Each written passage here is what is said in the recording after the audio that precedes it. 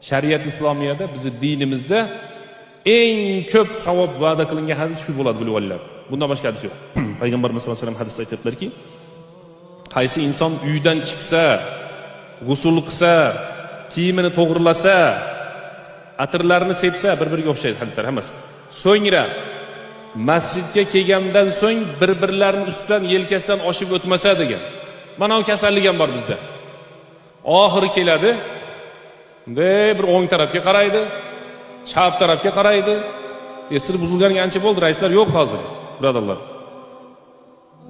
O'sha yerdan boshlab qochib tur deb suzganga o'xshab bu yoqqa o'tadi. Buni arabchasiga xitar riqob deydi. Bo'yinlarni ikkiga ajratishlik deydi. Buni ham aytgan ekan payg'ambarimiz hadisda.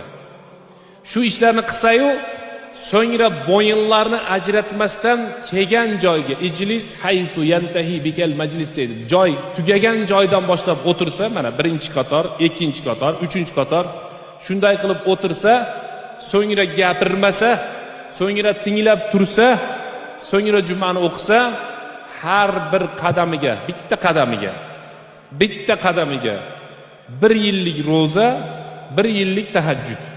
Shuni bermayapti Xudo bizga, nimaga? Biz o'zimiz shuni qilmayapmiz-da. Tayyor turib savoblar. Shariat islomiyada, bizi dinimizda eng ko'p savob va'da qilingan